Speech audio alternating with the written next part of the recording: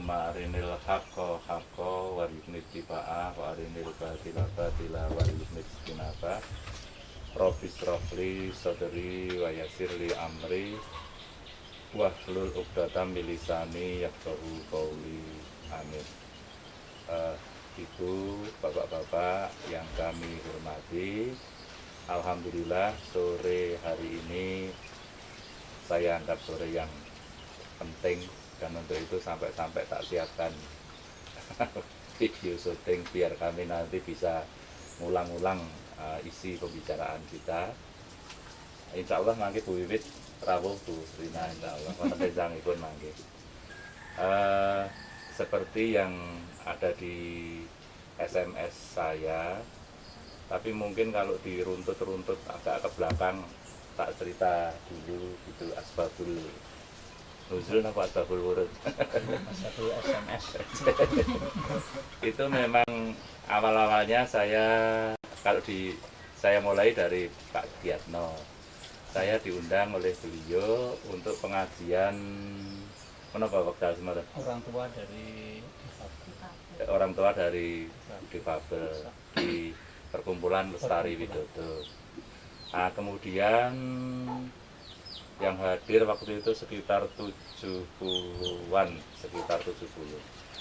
Saya lupa apakah saya menyiapkan sirkuler atau tidak, tapi pokoknya sampai pada informasi masuk ke kami ada 2 ibu yang ingin bunuh diri bersama anaknya. Wah, itu saya kira itu drama besar itu.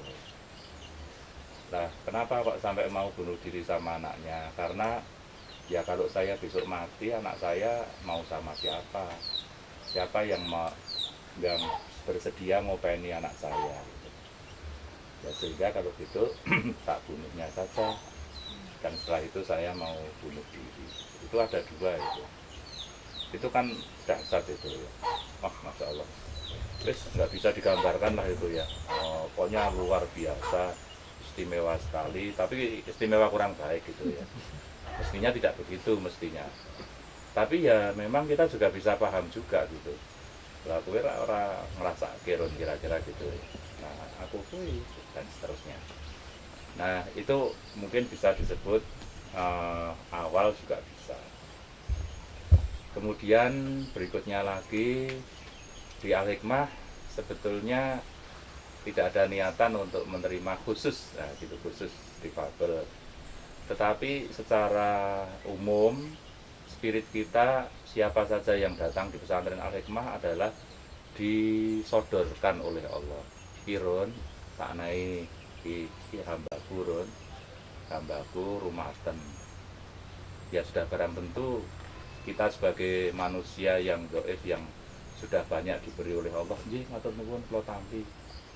Dan sangat tidak mungkin mboten purun.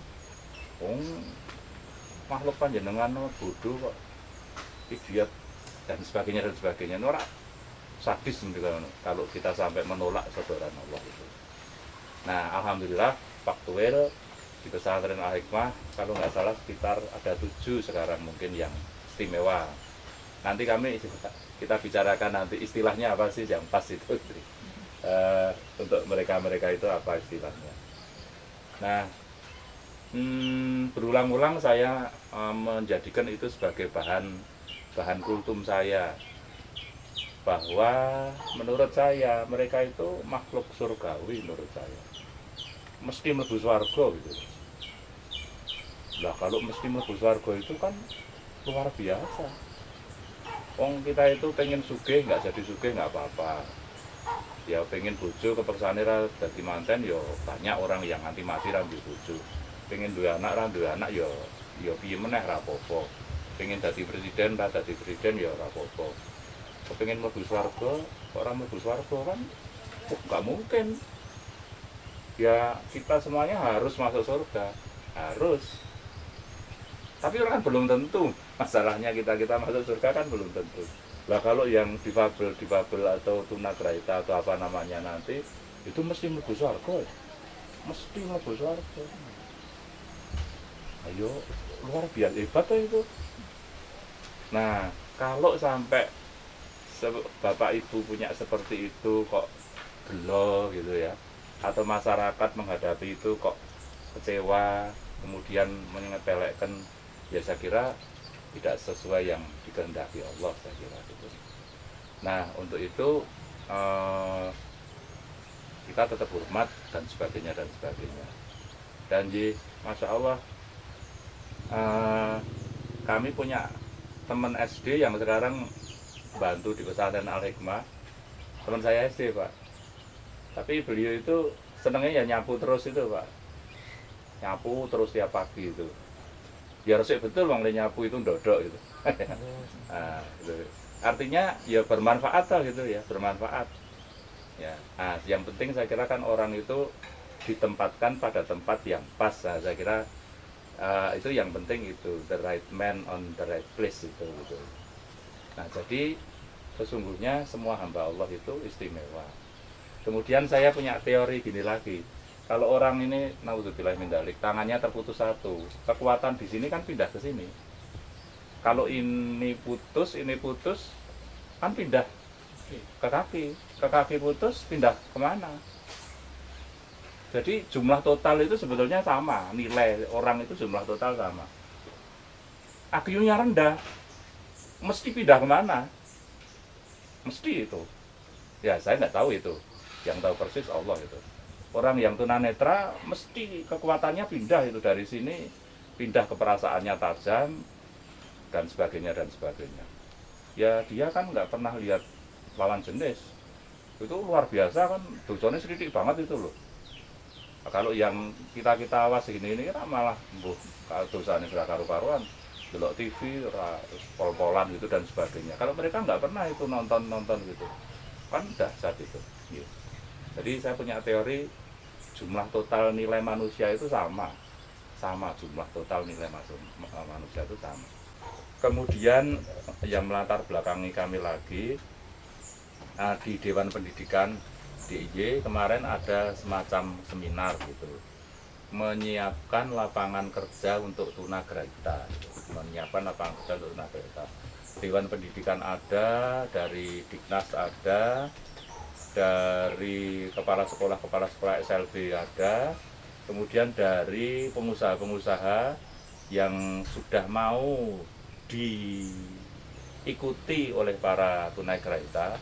Itu ternyata banyak batik apa gitu, dan ternyata teman saya ketika kecil dulu juga ada yang juragan batik dan mau menerima mereka tunagrahita itu. Kemudian juga rally yang di Jogja, alhamdulillah juga rally mobil itu menerima juga. Nah, kemudian yang agak kelembagaan besar itu, Sido muncul. Alhamdulillah bisa jejer betul sama saya. Nah kemudian orang tua wali juga ada waktu itu. Ya mereka ini di luar pikiran saya lah. Kami orang tua anak-anak difabel, ketika ada wisuda, kalau di sekolah umum kan bangga wisuda. Tapi kalau kami ketika wisuda itu malah jadi semerpet. Habis ini anak saya kegiatannya apa? Itu kami malah sedih. Sebab banyak anak-anak yang setelah di wisuda itu malah cuma nganggur di rumah. Kemudian nanti dimanfaatkan oleh orang-orang yang bermasalah. Dan bahkan ada yang dibuat. Moga-moga. Alhamdulillah. Masya Allah. Nah, kalau ini sampun kagungan nih pesantren. Moga-moga. Sini dek, sini. Dek. Alhamdulillah. Salim dulu. Mau sini, masuk ke sini. Ya. Ingkang mulo gawe tepus nggih. Nggih. Tepus. Nggih. Wonten dalem wonten sampun wonten pesantren Sampun kebutuhan khusus. Nggih. Masya Allah. posisi kan tepus itu di Dusun Karangtengah. Nggih, Ini kita baru bangun. Nggih, yang insya Allah nanti yang di Jogja kita pindah ke Oh, Tepus begitu. Nggih. Karena kalau di sana kan kita kemarin cari-cari pengen bangun di sana, ternyata lajeng ingkang pun kepalaken santrinipun sampun wonten pinten? total sedanten itu 33. Masya Allah. Terus yang mungkin 23. Alhamdulillah. Nggih. Jadi kepada Bapak Ibu kaitannya dengan Al-Hikmah, ya sebetulnya yang kita bicarakan ini bukan hal yang baru gitu ya, bukan hal yang besar. Ya mohon maaf, saya tidak ingin ada yang ngendika Pak Harun iki reko-reko sing iki wis beres kok senangan ini. Tidak begitu gitu loh ya. Karena kemarin difabel dan lain-lain di pesantren Al-Hikmah sudah ada gitu ya. Cuma kita ingin menangani secara serius. Nah, kebetulan sekali, alhamdulillah sudah ada contoh dari nyon ngapunten asmanipun jangkep Muhyiddin Ismail Matin. Bapak Muhyiddin Ismail Matin. Isma Mekodes. Isma Almatin, nai panggilanipun Guru Isma. Sami ya. Niki Risma niki Pak. Pak Isma nggih, alhamdulillah Pak Isma. Jadi bapak-bapak yang kami hormati, alhamdulillah kita ada referensi baru dari Pak Isma, ngaten nggih Pak nggih. Yang sudah punya di Jogja dan insya Allah nanti akan dibawa di Tepus. Dan kami lah ini latar belakangnya tadi sudah sedikit kami aturkan kepada bapak-bapak dan akan saya tambah. Jadi di Dewan Pendidikan itu kemarin rapat gitu untuk membicarakan lapangan kerja apa pada tunagrahita. Nah, lantas pada diskusi itu manu aja dikasih dikasih lapangan kerja yang jangan yang macam-macam, cuma yang sederhana saja. Contohnya udah jalan itu Bang Gulo di Bunteli Bang Gulo dan sebagainya itu. Nah, saya kok waktu itu lantas teringat saya pernah ke tempatnya Ustadz Zahir di Grojogan itu. Beliau kan punya SLB. Yang istimewa itu di situ ada anak tunarungu itu bisa membaca Al-Qur'an. Bisa menghafal Al-Qur'an tunarungu. Wah, saya langsung di forum lumayan itu sekian ini kebak gitu.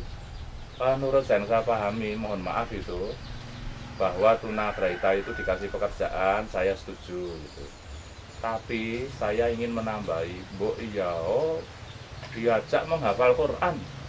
Lo kelingan Pak Zahir kan. Itu kan manfaatnya lebih besar nanti. Ya kalau kerja dapatnya bisa berapa sih? Kalau ngantosan. Tapi kalau menghafal Quran kan nanti insya Allah lantas ya dia dan lingkungannya akan mendapat barokah dari Allah, dari langit dan bumi. Nanti insya Allah lebih besar itu kalau dihitung materi. Wah, sedaya sami setuju. Forum itu mboten wonten sing mencela ngoten niku mboten wonten. Pokokipun saya gitu. Dan saya sampai malah memproklamirkan pesantren di Fabel Al-Hikmah itu malah teng Dewan Pendidikan itu Pak. Di forum sana. Saking emosi kula. Emosi mugi-mugi emosi saya ngoten. Emosi saya. Bapak-bapak, saya malah pengen mendirikan pesantren di Fabel. Mari kita membaca basmalah bersama-sama. Bismillahirrahmanirrahim. Separuh nu maca kabeh. Loh kok malah ngadeke pesantren di Fabel kok malah nang kene. Tidak di pesantren Al-Hikmah ngoten. Nggih, pun itu catatan sejarah dari Allah. Nah, dados di kalau dari tumpuk-tumpukan, waalaikumsalam, dari tumpuk-tumpukan ide tadi, kok ya sore ini lantas kami memberanikan diri gitu untuk mengundang bapak-bapak sekalian. Ya inilah kita sharing awal masih kasar lah gitu ya, belum detail gitu. Tapi bagi saya pertemuan ini begitu pentingnya sampai mohon maaf tak syuting segala itu karena ini catatan sejarah besar bagi kami. Kemudian ketika saya ngisi pengajian di tempatnya Pak Giatno Beliau di Lestari Widodo, perkumpulan orang tua yang anaknya cacat, difabel. Yang tercatat ada berapa orang, Pak? Ya, di atas 50, 70-an. 170-an. Ya, kalau data binaan keseluruhan sampai ratusan. 50 sampai 60. Yang rutin. Nah, waktu itu saya menyampaikan di surat Al-Imran ayat 6. Itu di situ Allah menyatakan sungguh aku Allah yang membentuk kamu dalam rahim ibumu masing-masing. Aku maha perkasa dan maha bijaksana. Sungguh yang membentuk kamu dalam rahim ibumu masing-masing itu Allah yang maha perkasa dan maha bijaksana. Jadi Allah itu maha perkasa. Mau membuat hamba Allah itu seperti apa bentuknya bisa. Tapi kebisaan Allah itu, keperkasaan Allah itu dalam tanda petik dibatasi oleh tadi kasih sayang Allah tadi. Jadi pasti ada sesuatu yang besar di balik difabelnya seseorang dan sebagainya. Rasa digelani. Ya, mohon maaf nyuwun ngapunten, alhamdulillah saya bersyukur pada Allah anak saya semuanya normal sedaya nggih. Nek kula riki kowe iki ra ngrasake ron ngoten nggih, dunekke ngoten kula maklum ngoten nggih. Iyalah. Maklum. Tapi terlepas dari perasaan saya, ya hendaknya kita syukurilah anak kita seperti apapun juga gitu ya. Karena Allah yang membentuk dalam rahim ibu kita masing-masing itu maha perkasa dan maha bijaksana. Jadi selalu dalam koridor kebijaksanaan Allah. Nah untuk itu ya sama saja lah mengurus yang normal dan tidak normal itu sama baiknya gitu. Nah yang barangkali orang umum itu kan agak nggak suka gitu, mungkin loh ya, mengurusi yang abnormal itu, mohon maaf itu. Nah untuk itulah Bapak Ibu sekalian, maka lantas ya sore ini kita diskusi dan lain sebagainya, tapi dasar-dasarnya itu.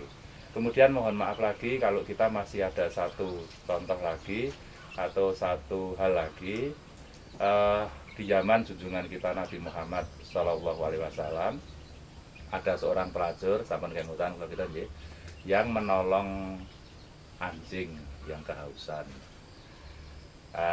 Itu kan sesuatu yang wong pelacur itu tak wis lambang wong saelek-eleke wong. Ini kok beramal soleh itu gitu. Itu ditanyakan kepada Rasul, jawaban Rasul dosanya pelacur itu dimaafkan oleh Allah. Nah itu kan luar biasa. Nah kita ini, saya kan insya Allah bukan pelacur, insya Allah ya. Kita bukan pelacur. Yang kita tolong manusia, Pak. Wah manusia kalian anjing itu kalau nggak bisa dibandingkan, tau Pak. Nggak bisa dibandingkan. Wong nulung anjing kemawon mendapatkan pemaafan dari Allah, apalagi kok nulung manusia gitu. Nah jadi ya mudah-mudahan lah apa yang akan kita lakukan nanti akan membuat kita masuk surga mudah-mudahan. Dan masuk surga nyuwun ngapunten angel tenan. Artosipun tak ulangi lagi ya kemana-mana. Saya kemarin sakit 5 bulan, nggak makan, nggak minum, hampir mati Pak. Takutnya bukan main Pak. Iki mlebu swarga apa mlebu neraka? Ya Allah, Pak. Astagfirullah ketoke kok nek mlebu swarga kok yo angel banget. Perasaan itu ada, ceritanya panjang lagi sebetulnya. Tapi sungguh tidak gampang. Nah, untuk itu saya kira semua pintu yang akan masuk surga sebaiknya kita tempuh, gitu aja. Semua pintu yang memungkinkan masuk surga kita tempuh. Kita kan nggak tahu masuk surganya lewat pintu mana gitu ya. Ya udah kalau bisa kita tempuh saja. Nah, itulah Bapak-bapak, Ibu yang melatar belakangi kenapa saya ada perhatian itu. Jadi tidak ujuk-ujuk nah gitu ya, tapi panjang. Saya ngisi pengajian di tempatnya Bapak berapa tahun yang lalu Pak? 2 tahunan yang no? lalu, 2 tahun yang 2 lalu. tahun. Kemudian Bu Wiwit sendiri, Ya. wah yang paling dekat sama saya, kuliahnya di UNY, jurusan apa seneng ini? Pendidikan khusus. Pendidikan khusus. pendidikan khusus mestinya juga termasuk yang akan kita bicarakan ini. Jadi ya tidak jauh sekali lah dari diri saya tentang apa yang akan kita kerjakan. Nah kemudian hari ini kita mengharapkan hadir bapak-bapak sekalian yang pakai kacamata ini Pak Risma. Mas Risma ini mohon maaf saya cuma yang diterangkan Mas Risma loh ya. Atau Mas Risma nanti menerangkan sendiri ya. Tapi kira-kira gini, Mas Risma ini banyak hambatan fisik. Tapi beliau alhamdulillah sekarang S3 di Gajah Mada, Fakultas Ekonomi. Oh, saya masuk di Fakultas Ekonomi aja nggak bisa ya. Saya dulu pilihan saya itu pertama Fakultas Ekonomi, kedua Fakultas Psikologi. Orang ketompo di Fakultas Ekonomi itu. Mas saya masuknya psikologi. Ya panjenengan kok malah S2 di Ekonomi, S3 di Ekonomi. Nah, tak lumayan. Lajeng piyambakipun ketua Difabel Gunung Kidul. Yang anggotanya berapa? Sekitar kalau itu 70-an lebih.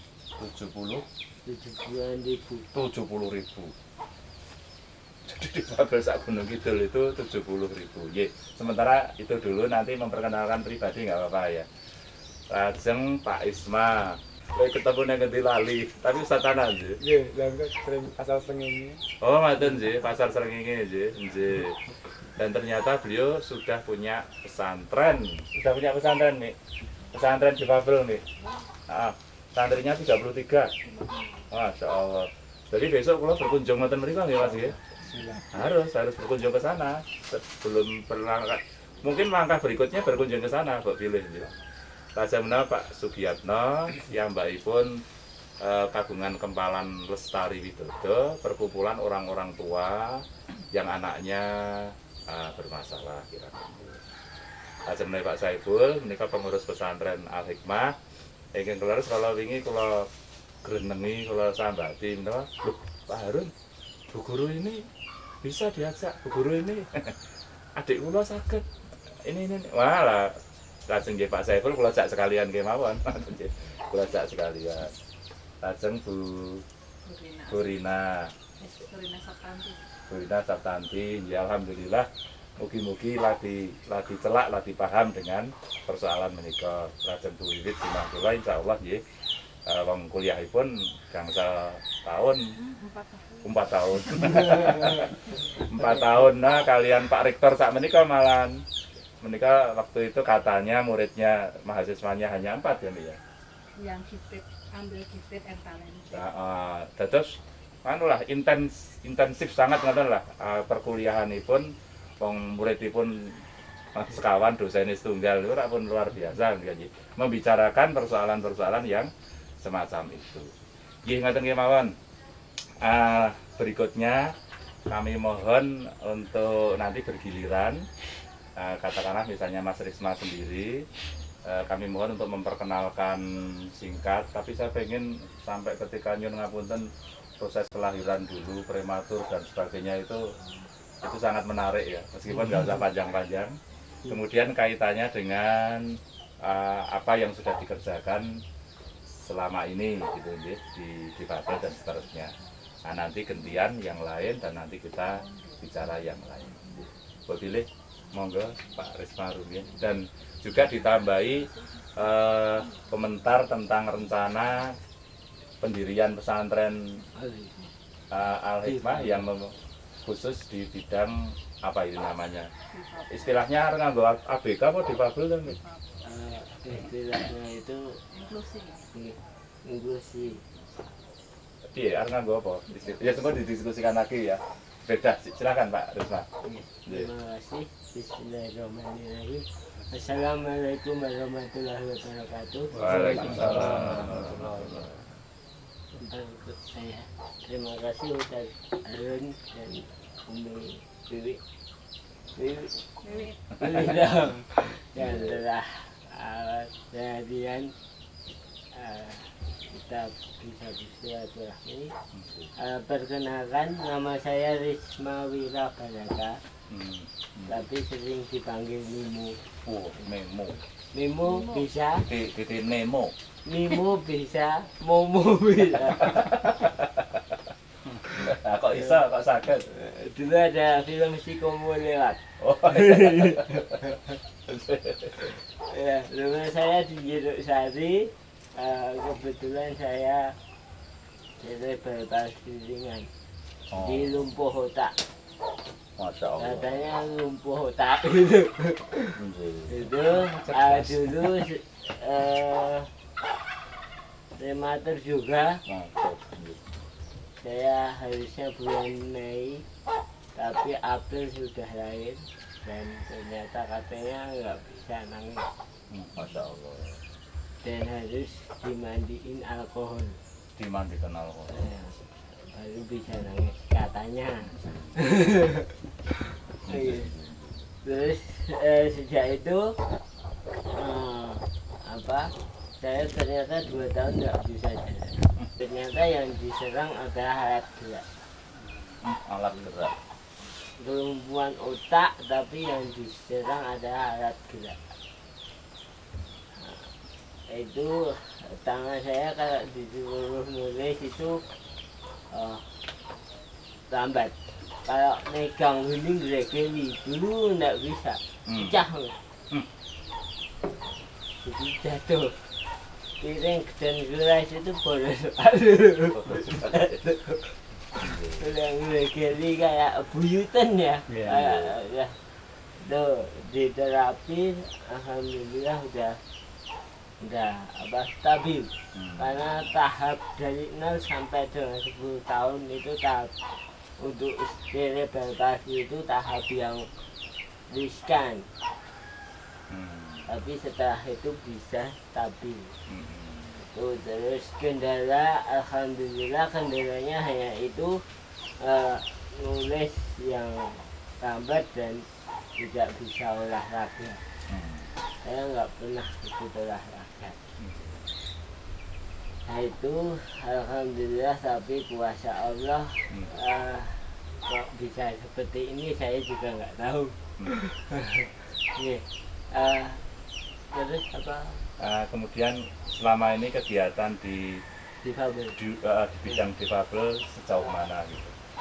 Pertama saya seperti ini, tapi saya nggak sadar dan belum dapat hidayah kalau saya difabel. Saya dibilang cacat, itu orang cacat dan marah-marah. Saya marah-marah. Alhamdulillah kok waktu S2 profesor saya menyuruh nulis tentang akuntansi difabel. Akhirnya saya harus terjun ke SLB bergaul dengan teman-teman. Itu di situ saya mulai tertarik. Ternyata benar, tidak ada yang memperhatikan.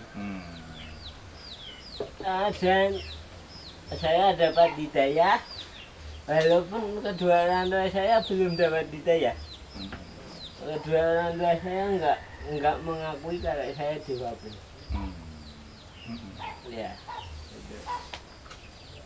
Terus alhamdulillah dari itu saya ke OSPD Pak Peso, organisasi sosial penyandang cacat dulu, sekarang disabilitas. Saya bertemu teman-teman, ternyata memang benar teman-teman sangat tidak termotivasi untuk bergerak. Karena pemerintah juga melirik aja enggak? Kak, melirik aja enggak? Dan saya alhamdulillah kan saya ajak mereka dari OSPD itu ke suami Ibu Bupati. Beliau sangat respon, walaupun di sana kami juga harus mental, karena di sana kami sebagai tontonan kayak mungkin reok apa, ada yang ginjak-ginjik, ada yang pakai tekan gitu. Dilihat lah, bener-bener dilihat kayak orang gumunan gitu. Sama itu para pejabat di Pemda itu ada yang sampai jatuh. Sampai jatuh? Iya, jatuh itu pakai kan licin dah Pak, jatuh. Di sana ternyata habis soal Ibu Bupati kok pada nangis malah. Menangis mereka. Nangis katanya baru kali ini saya bisa berhadapan langsung dengan Ibu Bupati dan baru kali ini saya bisa ke Pemda. Itu bukan, ya mohon maaf selama ini perhatian pemerintah sangat kecil. Terus dari situ Udah sampai Pak. Makasih Pak ya. Ya, Saya langsung banget Pak. Oh iya. Pak. Nggak ikut ini? Acara apa ini Pak? Pak, ikut aja. Oh, iya. Ya, ikut aja. dari situ saya sama teman-teman berembukan kalau kita harus disatukan, karena ternyata organisasi penyandang disabilitas itu banyak sekali, termasuk Lestari Widodo. Nah, akhirnya kami berembuk, para ketua-ketua itu mendirikan satu forum yang lebih besar, namanya Forum Komunikasi Disabilitas Gunung Kidul. Dan itu semua organisasi sosial masuk di situ maupun teman-teman disabilitas secara pribadi. Dan kemarin kami sudah membentuk di 18 kecamatan. 18 kecamatan. Iya, Pun sedoyo niku tadi. sudah, semua sudah ada semua. Dan program kami yang pertama adalah meluruskan kata cacat. Karena itu tidak hanya berimbas pada bahasa, wah berbahasa kok lah penting, tapi itu ternyata maknanya luar biasa. Cacat itu menurut dulu kita kenal cacat ya, undang-undang kita nomor 4 tahun 97 itu ada penyandang cacat. Padahal cacat setelah kami kaji itu menurut Kamus Besar Bahasa Indonesia ada produk gagal, produk rusak.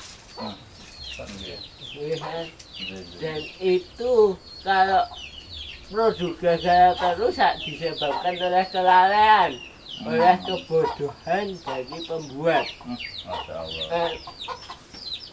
Hingga itu apakah itu tepat kalau itu kita sandangkan ke manusia? Kalau itu produk kita lalai, kita bodoh, bikin gelas nggak bener, itu cacat boleh. Tapi kalau itu manusia berarti kita sudah membodohkan Tuhan. Ya, menghina Tuhan. Oleh karena itu kita berupaya meluruskan itu.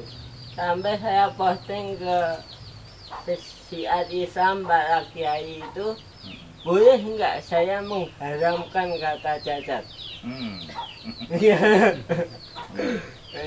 Karena itu maknanya sampai menghina Tuhan kan.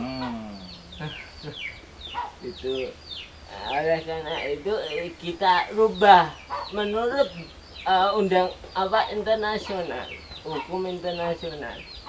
UNCRPD itu sudah beralih ke disabilitas itu, dan itu sudah diadopsi seluruh dunia bahwa. Dan ada lagi di Jogja itu pertentangan dua kubu, ada kubu disabilitas, ada kubu difabel, different ability, perbedaan kemampuan. Kalau kami, saya pribadi cenderung memilih kubu yang difabel. Kita itu sama, hanya berbeda kemampuan. Seperti Ustadz Harun tadi mendika bahwa yang enggak bisa melihat, dia akan beralih ke indera yang lain. Itu kan hanya perbedaan kemampuan saja. Oleh karena itu kami mengkampanyekan untuk merubah paradigma cacat menjadi difabel. Karena itu maknanya tidak hanya istilah membodohkan Tuhan saja, tapi juga paradigma yang sudah berkembang. Kalau cacat itu produk gagal, produk rusak, ya udah ndak bisa diapa-apain, dibuang. Itu kan, dan nyatanya benar kan, difabel dengan paradigma seperti itu tidak ditaruh ke disapa, tidak disapa, dianggap bahwa kotor.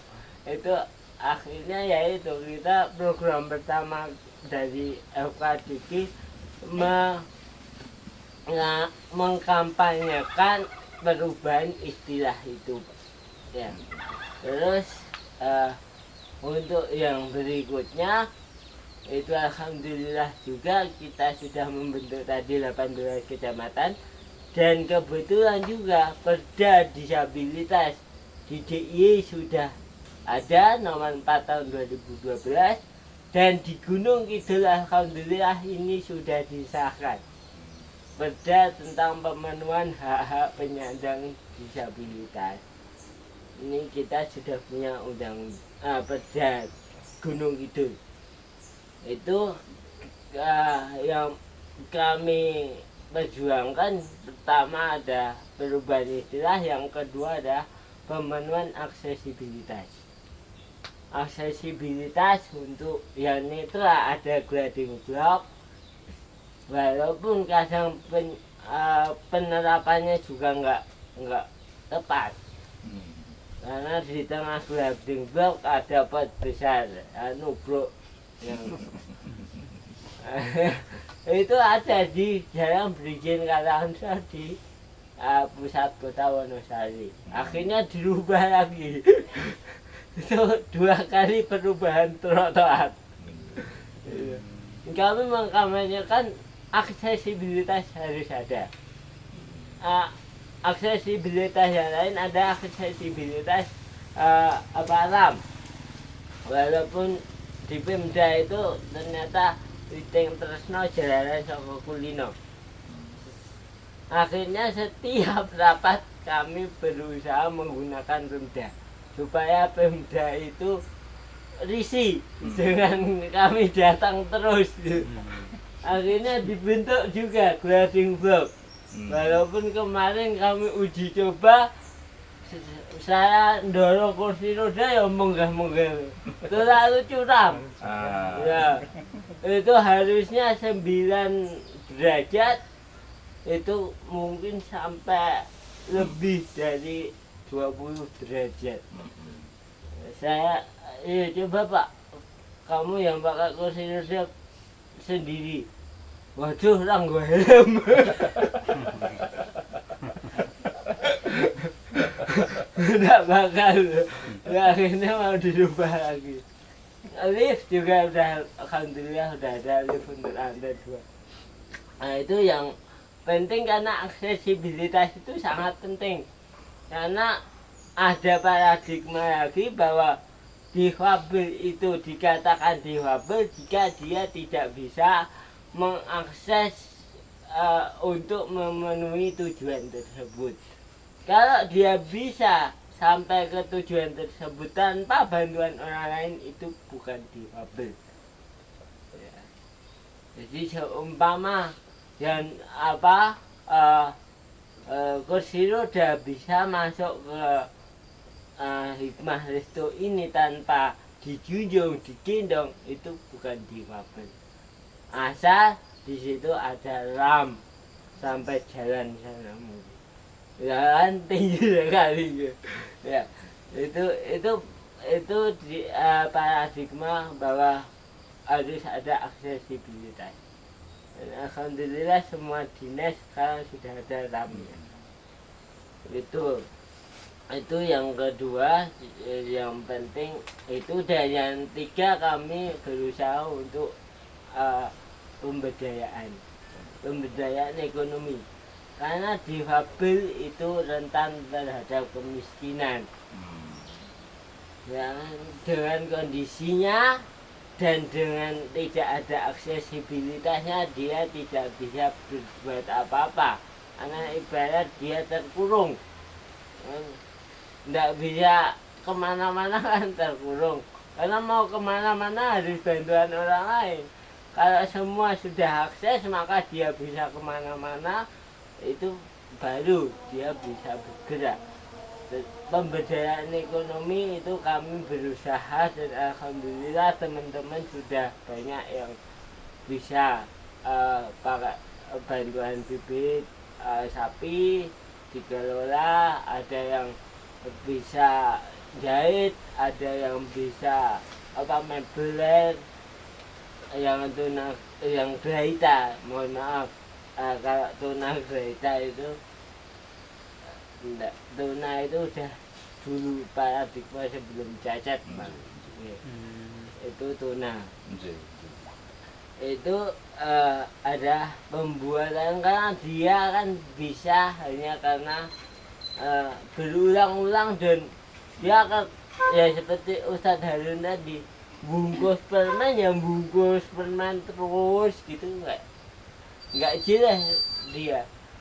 Nah itu yang kami usahakan untuk Geraita. Lantas nganu Pak Risma, kaitannya dengan keinginan saya, keinginan kita mudah-mudahan gitu, untuk mendirikan pesantren untuk difabel ini, nah, itu kira-kira apa yang ingin dipesankan oleh Pak Risma atau komentar Pak Risma gimana? Kalau untuk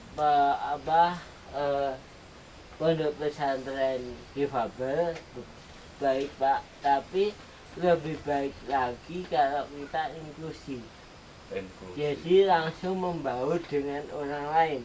Pertama, difabel juga akan tumbuh rasa kepercayaan diri. Yang kedua, teman-teman yang non difabel itu juga bisa rasa toleransi, rasa menghormati, rasa menghargai akan semakin bisa lebih peka. Dan kan sekarang yang dikampanyekan ada pendidikan inklusi. Notabene itu difabelnya itu tidak bisa untuk dicampur dengan yang lain, ya kita bisa membuat lebih khusus lagi untuk yang tidak bisa. Seperti SLB kan sekarang hanya yang tidak bisa diterima di sekolah umum. Nah, gitu. Kalau saya lebih baik kita campur, tapi kalau memang beliau nggak bisa karena memang difabelnya berat, itu bisa didirikan. Sementara nggak Ya, aturnuhun Pak. Terima kasih Pak Risma, nanti jelas terus ya akan kita sharing-sharing terus, dan berikutnya bukan Pak Risma, Pak Isma. Moga Pak Isma. Anu, kula suwun nggih pepak pokokipun. Sak menika kawontenanipun kados pundi? Lajeng kok rumiyin gadah niat ngoten kados pundi, awalipun kados pundi, kesulitanipun menapa. Ah nggih, dalam waktu yang pendek monggo pun ngendika sak wontenipun. Bismillahirrahmanirrahim. Assalamualaikum warahmatullahi wabarakatuh. Waalaikumsalam warahmatullahi. Alhamdulillah, terima kasih sekali Ustadz Harun sudah undang saya ke adiknya. Saya 2 kali ke sini dulu sama istri itu. Musuhan tak ketemu pas Istri pertama. itu tak ketemu sama Ustadz Harun. Alhamdulillah sekarang kok. Makanya sebetulnya ini saya batal ke jadwal 2.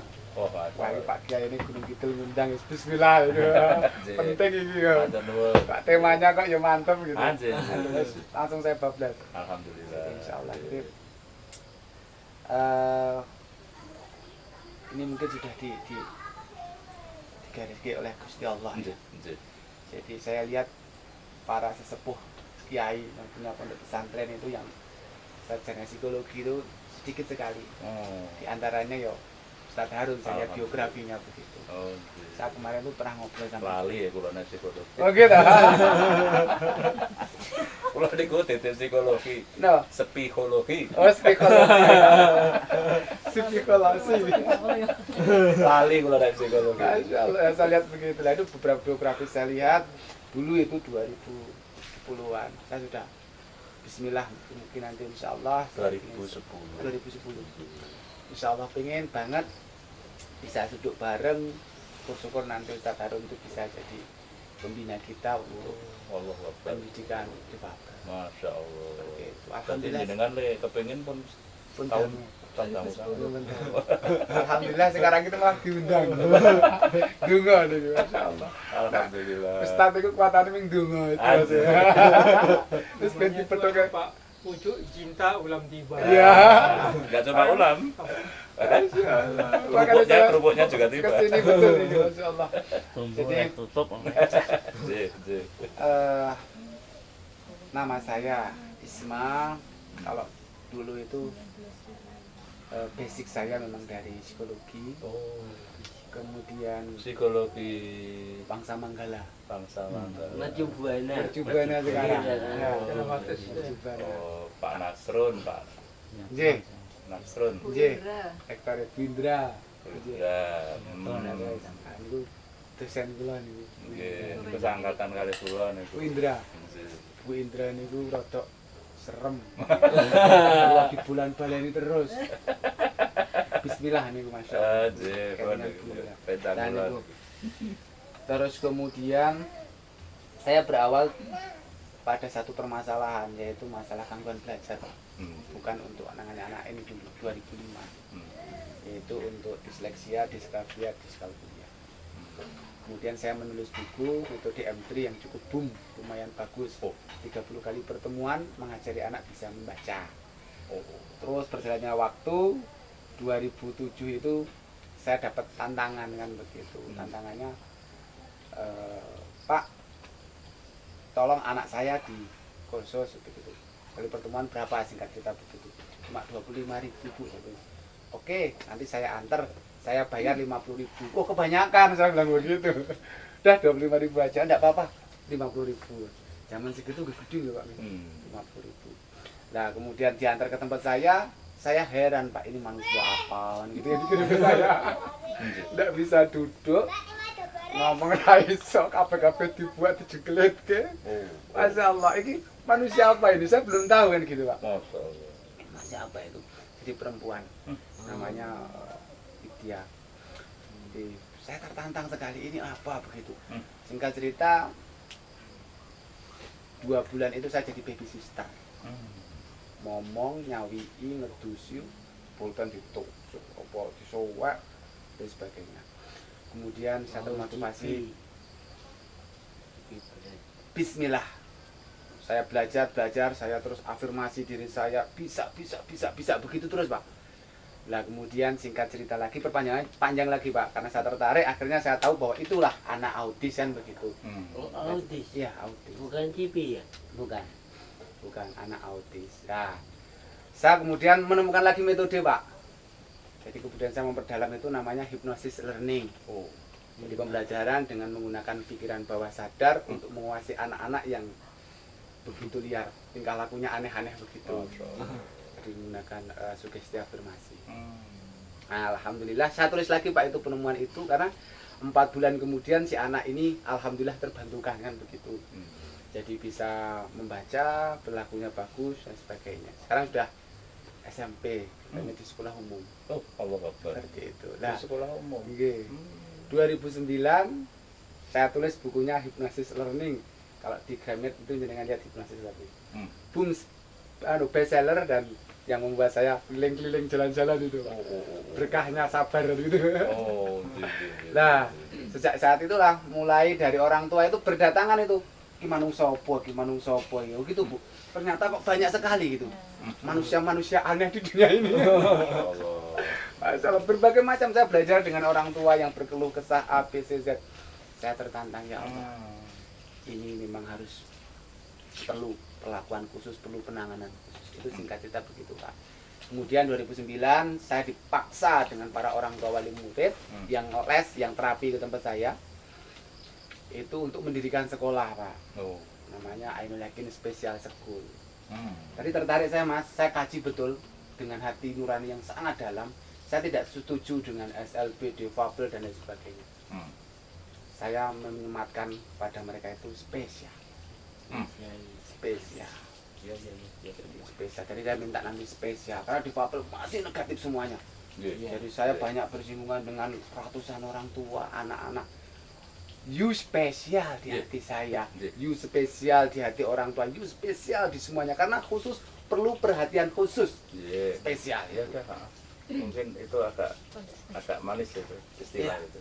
Maka saya tempatkan, saya itu namanya Ainul Yakin. Ainul Yakin Special School. Punyanya ada Special School, pondok pesantren spesial itu. Spesial semuanya pokoknya. Seperti itu. Jadi saya sepakat sama jenengan. Saya teliti karena kebetulan saya dulu juga bahasa. SMA-nya bahasa. Sing paling halus endi? Paling halus enggak paling lagi, dan mohon maaf kalau bahasa itu sudah kita proklamirkan itu nanti akan mengalami multitafsir, Pak. Yang sedikit multitafsir itu apa? Ternyata spesial. Tetap spesial. Difabel itu dulu SLB itu juga bagus. Difabel bagus. Tuna itu juga dulu bagus zaman segitu. Tapi karena berkembangnya bahasa akhirnya menjadi sesuatu yang negatif. Sudah difabel. Kalau spesial, saya bisa menyematkan kepada Bapak spesial, anak spesial, dan seperti itu. Itu tadi saya menyambung ke situ. Pak Harun juga spesial. Spesial, spesial istimewa. Betul. Spesial di hati saya. Gini, kita semua spesial. Spesial lah. Kata-kata spesial itu ya Allah, saya berapa beli itu. Itu betul-betul spesial. Maka saya katakan, Bu, putrane jenengan spesial. Nggih, Pak, spesial teman, Pak. Tambah ke duit. Nggih, Pak, spesial teman, Pak. Jangan betul sakit hati lu. Kemarin ada ibu dua itu yang bilang spesial itu sampai menangis. Ya. Masya Allah. Itu saya selalu setiap ada parenting dan sebagainya saya proklamarkan itu. Saya ceritakan putrane jenengan mboten difabel, mboten cacat spesial. Nggih napa mboten? Nggih, Pak. Nggih kudu ngono. Kudu jenengan harus sungguh-sungguh nangani putrane jenengan karena spesial. Mantep. Kagak orang tua nggak main-main, saya bilang seperti itu.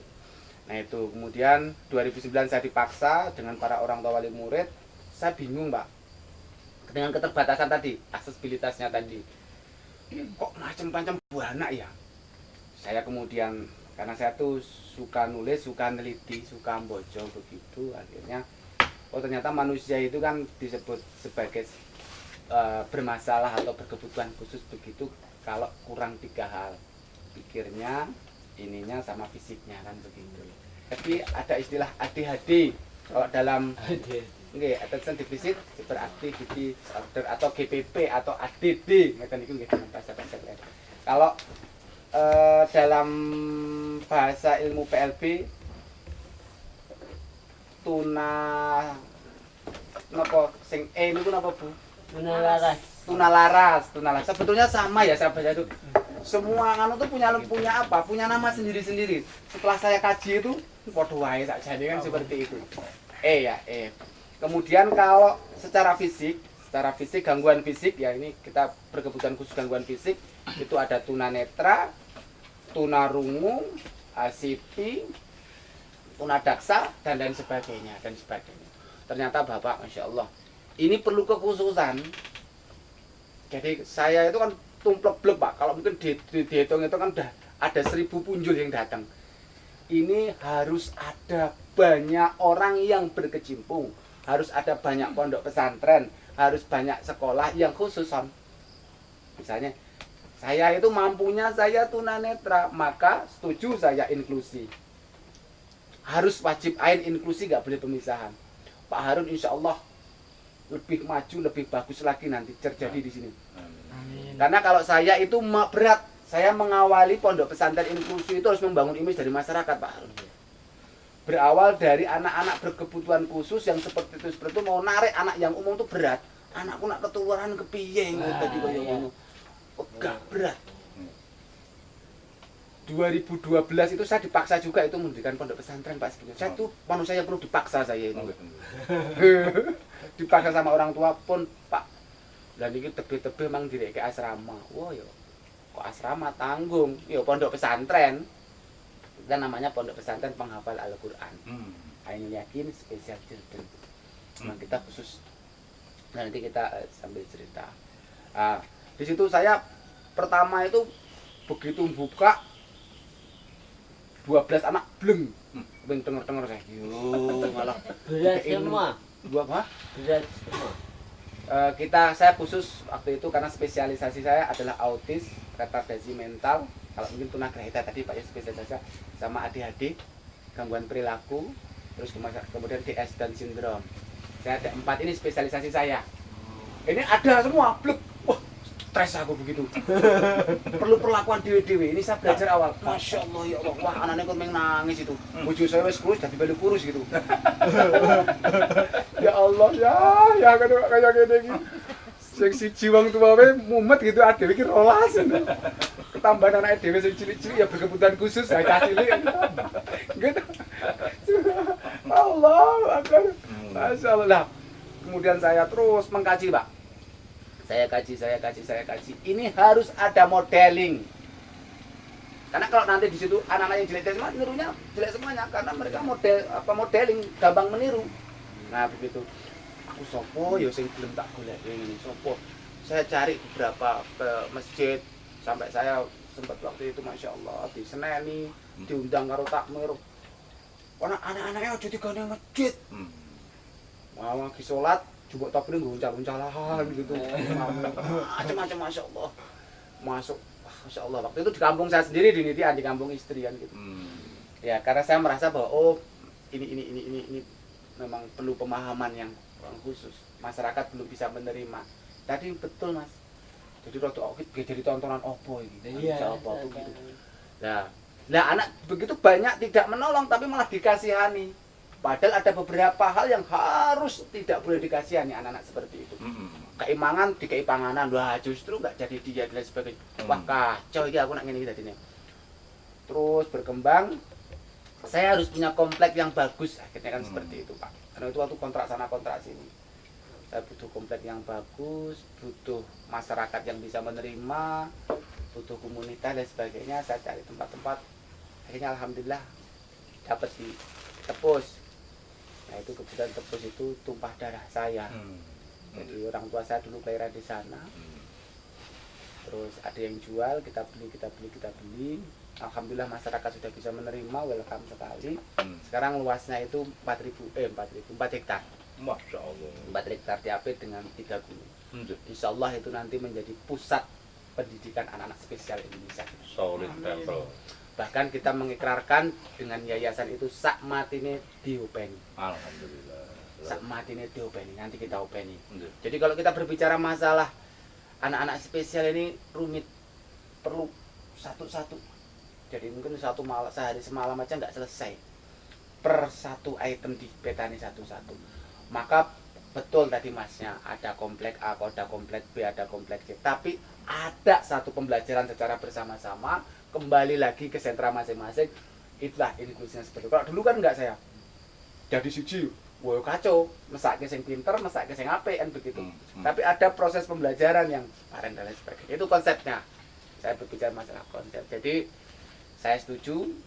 Bismillah, saya sangat support. Bahkan saya ingin langsung masuk nanti Pak di Al-Hikmah ini bareng-bareng. Insya Allah. Jadi karena kita butuh spesialisasi. Misalnya, saya ngambil yang tunagrahita tapi tipe apa nih? Kan begitu. Intelijensinya yang seberapa ini? Seberapa? Kan begitu. A B C D seberapa? Nak ngono aku kita kira iki. Oke. Nanti kita lagi ada pondok pesantren. Kalau pondok pesantren mereka menjadi pondok pesantren inklusif, insya Allah jadi. Amin. Jadi sangat mudah sekali. Amin. Saya sudah nerapkan. Ini salah satu santri saya kan. Santri saya. Assalamualaikum. Tapi ini insya Allah tidak ada masalah. Tidak ada masalah. Tapi masalah iki pinter, fisiknya pinter, iki rada era titik. Ya, ya teman. Napa niku? Napa? Napa? ra gelem sekolah. Ya, tapi sekarang insya Allah mohon doanya Tat. Bismillah sekarang udah semangat. Amin. Oke, insya Allah. Alhamdulillah udah bagus. Sekolah ya. Nah, ini masya Allah. Ini Hmm. ada beberapa santri kami itu yang gifted cerdas istimewa. Kita tangani. Hmm. Seperti itu. Nah ini kalau nggak perlu mendapat penanganan khusus juga menjadi masalah juga di lingkungannya begitu. Hmm. Nah, maka kita butuh nanti Tat, kita butuh tempat-tempat pondok pesantren yang mengambil spesialisasi masing-masing. Insya Allah. Spesialisasi masing-masing. Itu yang menjadi catatan. Misalnya kalau saya nih wilayah sana selatan, Hmm. di sini wilayah sini apa. Jadi kita tinggal rekomendasi. Hmm. Karena sekarang itu nyuwun sewu, sekarang yang nyuwun sewu gitu Pak. Yang ini yang membuat satu gedem-gedem mangkel ditampani karo wong-wong non. Iya. Ada yang bagus di jalan Baron.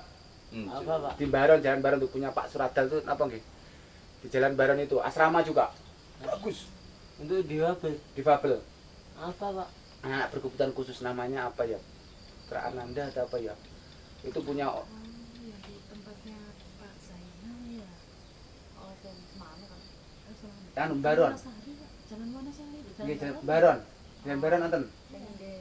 Untuk anu kan pendidikan juga kan? Nggih, asrama dan pendidikan. Nah, iya itu yang 5 juta itu. Nggih. Oh, 5 juta apa, Bang? per semester. Per semester. Oh. Iya, putranya Pak Zainal kalau nggak salah. oleh terapi Sekolah Nggih. dan terapi. Masya Allah, itu tak. Jadi saya tuh gemes. PKBM Yang paling bagus ada beberapa dan di sana banyak orang tua yang memasukkan ke sana karena terapisnya bagus, fasilitasnya bagus, kan begitu. pengajarnya Pengajarnya juga iya. Lagi kepiye wae di wong Islam. Saya sampai ketika di forum-forum bahkan di tempat Ustaz Anan juga sering bahas tentang ini. Iki piye toh? Awake dhewe wong Islam iki kok kurang meneng ae ndelok ngene. Padahal nyuwun sewu, permasalahan yang terjadi itu ada satu penelitian di jurnal saya baca. Permasalahan yang terjadi itu dilakukan oleh orang-orang yang spesial. Kalau tidak intelijensinya di atas rata-rata, di bawah rata-rata. Bisa dicek. Kriminal-kriminal itu terjadi di situ. Kalau orang biasa-biasa nggak akan melakukan masalah. Hmm. Jadi nak orang biasa-biasa, ya tekun-tekun, manut, orang biasa mawon itu. Tapi orang-orang yang bermasalah itu kalau nggak dapat pendidikan yang pas, dia akan bermasalah. Hmm. Nggak dapat penanganan yang pas, dia akan menjadi masalah. Orang-orang gifted itu masalah Pak nanti akhirnya. Hmm. Di tangan siapa dia? Di bawahnya, dia nanti akan jadi pelacur, jadi itu Masya Allah. Hmm. Itu masuk tunagrahita itu, kalau dalam bahasa ini psikologinya kan retardasi mental itu Pak. Saya lihat, wow, ya masalah weh. Saya kan ini lagi seneng teliti ini ceritanya. Oh lah, tak cerita nih. Tes. Wih lah bener di bawah 100. Wih lah bener mengulung puluh. Angka 65 sampai 90 ora ketok Pak. Nah niku berkebutuhan khusus. Iya. Hmm. Lah ini masyarakat belum paham. Hmm. Lah akhirnya apa? Tapi antara apa yang dia pikir ke antara ini dan tindakannya tuh beda sekali. Iya. Ini yang menjadi masalah. Satu prihatin loh Pak. Kenapa ya orang banyak nggak sadar begitu? Hmm. Lah kalau kita karena keterbatasan, karena semakin banyak orang-orang seperti ini juga akan mempengaruhi anak-anak umum Pak. Harus dibagi. Al-Hikmah daya tampung 100. 100 kalau mesti bayang gini. Kalau mawon kalau hitung-hitung niku 50 pada karo 50.000 lho. Saya itu yang di lahan 4 hektar itu hanya mampu tak hitung 50 orang santri hanya bisa menerima. Oh. Saat ini yang antri ke tempat kita itu Ah. sudah di angka 98 Masya Allah. mau masuk ke tempat kita. Saya bilang ke orang tua wali murid, dongake wonten sing metu nggih, ulang aku dulu. Ngeten niku, Pak. Karena tempatnya terbatas. Pengasuhnya sulit nyari. Hmm. Nah, begitu. Ini kalau kita nanti kita berbicara masalah perangkat berat juga. Masalah kurikulum berat juga nanti, Pak. Masya Allah. Jadi nak ngedek-dek, wih gampang itu. Kita berbicara itu. Tapi insya Allah kalau kita sudah nanti kita ketemu ini pondok-pondok ketemu kumpul, jangan ambil bagian orang. Oh yakin saya mau semua itu kalau Ustaz Harun nanti yang bilang. Aku jumuk, wes wong 5. Kalau kita ada 100 anak berkebutuhan khusus di Gunung Kidul ini kita ambil, dang titipkan dengan aku 10, titipkan dengan aku 10. Jos. Ya, insya Allah jadi itu. Nggih, ngeten niku Ustaz. Berspesialisasinya ya. Oh enggak Bu. Jadi Mas ini gaita tepus apa. Betul.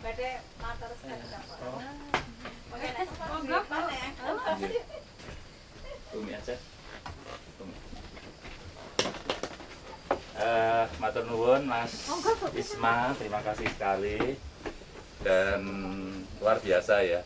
Saya kira kalau nggak ada acara kayak gini aku ya nggak ngerti apa-apa gitu ya. Tapi kembali ke surat Muhammad ayat 7 yang sering kami sampaikan, siapapun barang siapa membantu perkembangan agamaku, kata Allah, aku akan membantu kamu dan meneguhkan kedudukan kamu. Kemudian surat Al-Ankabut ayat terakhir, barang siapa berjihad di jalanku akan aku tunjukkan jalan-jalannya. Jadi ya ketika kita menyelenggarakan ini, jangankan ini, wong yang biasa-biasa saja banyak masalah gitu, apalagi ini mesti juga banyak masalah. Tapi kan Allah buatan sare gitu ya. Allah mesti bantu kita, insya Allah itu ya. Dan kemudian saya juga punya teori teori renang itu. Renang itu teorinya ngene. Pas nyebur biur ngono ada. Nyebur ora ketemu gitu ya. Ya untuk ini ya nyegur ngono wae. Nanti kemudian ketemu gitu ya, persoalan-persoalan dan pemecahannya insya Allah gitu. Dan tadi Allah tidak sare itu tadi. Nah untuk itu mudah-mudahan lah pembicaraan berikutnya, dan ini baru awal itu nanti akan bisa lebih serius lagi. Untuk itu kula nyuwun Pak Sugiyatno ngendika menapa ingkang sampun dipun lampahi selama ini di Lestari Widodo kala wau, lajeng nggih kesan-kesan yang dalam menapa, lajeng pengalaman-pengalaman getir kados pundi, lajeng umpami al-hikmah badhe ndamel pesantren kangge kados menika, nggih kados Mas Isma kala wau, kalau bisa spesialis A, spesialis B, kira wonten catatan nggih. Mbok pilih Bapak wonten saran-saran menapa ngoten. Sak kecepengipun monggo, Pak. Bismillahirrahmanirrahim. Assalamualaikum warahmatullahi wabarakatuh. Waalaikumsalam. Terima kasih waktu yang telah diberikan. Sebetulnya pada kesempatan ini salah satu kehormatan dan kebahagiaan bagi pribadi saya, karena saya adalah hanya seorang yang terkecil yang ada di masyarakat, dan tanpa berbekal teori seperti Mas dan Bapak yang telah disampaikan di depan. Saya secara pribadi aktivitas di bidang sosial ini dari tahun 1990. Ya. Awalnya saya adalah anggota PSM, pekerja sosial masyarakat, dan pada waktu itu saya awali dengan kami merekrut anak-anak remaja untuk berkumpul, untuk beraktivitas, kreativitas pada waktu itu di bidang seni, dan kebetulan sampai masuk di tingkat daerah di provinsi pada tahun 1995 sampai 96.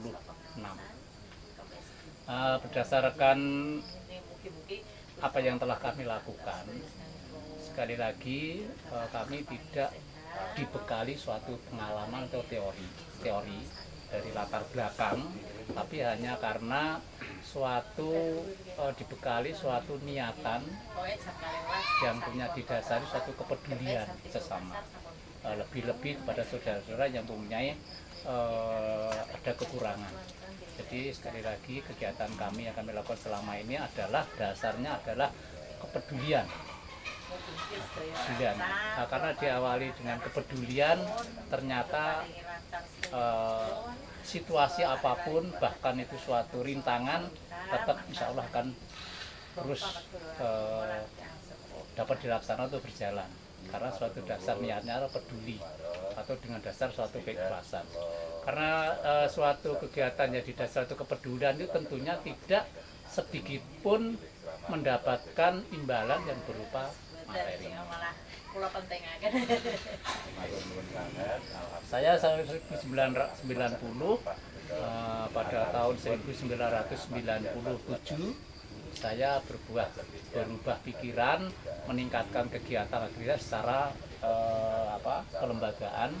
Saya mendirikan suatu organisasi yang namanya Organisasi Sosial Lestari Widodo.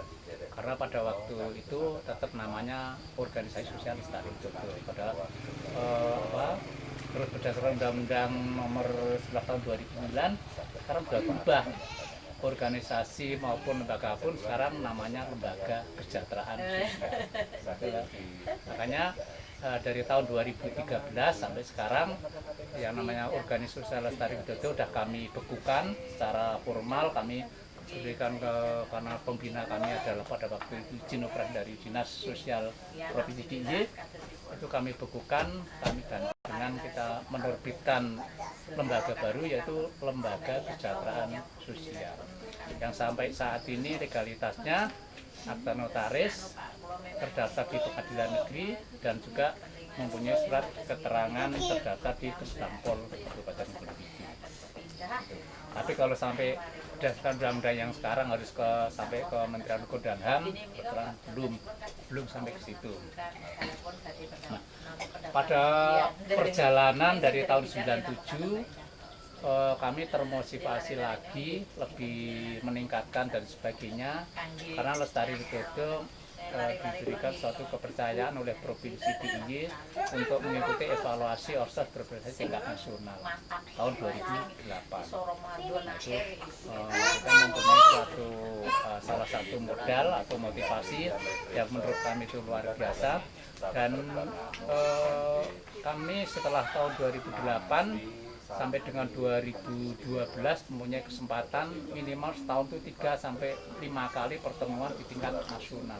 Jadi kami bisa mendapatkan pengalaman-pengalaman, ketemu saudara-saudara yang dari 33 provinsi. Satu hal lagi, motivasi kebanggaan, pernah lembaga kami pada tahun itu pernah dikunjungi perwakilan dari 33 provinsi, itu pernah juga. Terus yang selanjutnya pengalaman yang telah kami lakukan, kami merasakan seberapa sulitnya. Mungkin kalau bapak-bapak yang tadi sudah disampaikan, tapi saya merasakan yang mungkin ada bedanya, sama tapi berbeda. Kami menemukan sesuatu yang itu memang sulit untuk kita bayangkan, kita gambarkan bahwa kita bisa masuk dalam keluarga-keluarga anak-anak yang berkebutuhan khusus. Karena apa? Kita mendapatkan informasi bahwa di dusun A, keluarga A itu ada salah satu atau berapa yang difabel atau kebutuhan khusus, akan tetapi kami sulit untuk masuk ke dalam satu keluarga itu karena keluarga belum merasa keterbukaan belum ada. Jadi justru kita itu dihalang-halangi, seolah-olah si keluarganya itu sangat menutupi bahwa keluarganya itu ada yang berkebutuhan khusus. Itu salah satunya itu yang kami merasa kesulitan. Satu. Yang kedua kalinya lagi, kami yang juga belum bisa ikut, yang kami ikut merasakan dari pihak keluarga yang punya keluarga yang berkebutuhan khusus, itu lingkungan itu juga yang dirasakan sangat berat oleh keluarganya, karena seolah-olah lingkungan itu belum bisa menerima dengan keluarga yang di dalamnya itu ada anak yang berkebutuhan khusus. Itu yang pertama kami rasakan sulit untuk masuk ke keluarga. Terus yang kedua kalinya kami rasakan itu lingkungannya kok belum bisa menerima, memahami bahwa itu memang sudah takdirnya pada Allah yang Maha Kuasa. Satu. Yang selanjutnya kalau berbicara masalah kegiatan dan binaan, kami yang data yang ada masuk di Lestari Widodo itu dari 18 kecamatan itu baru ada 17 kecamatan. Itu yang pernah kami fasilitasi. Itu pun satu kecamatan belum keseluruhan. Kami hanya mendapatkan informasi, kita lakukan pendataan dan sebagainya. Namun sekali lagi saya menggarisbawahi maupun setuju dengan apa yang disampaikan oleh Mas Jumah bahwa sampai saat ini perhatian pemerintah memang belum optimal. Kami kami itu. Karena apa? Aja nggak tak sing normal pun bareng iso. Makanya itu belum optimal. Itu ya, Pak. Salah satu yang paling kecil saja. Diurusi gitu. Menurut saya yang paling kecil pemerintahan yang paling rendah di tingkat RT, Pedukuhan sampai desa. Apakah pernah dari yang punya kewenangan baik tingkat Pak Duko, perangkat desa itu pernah mengusulkan, memperhatikan si A di sana itu ada?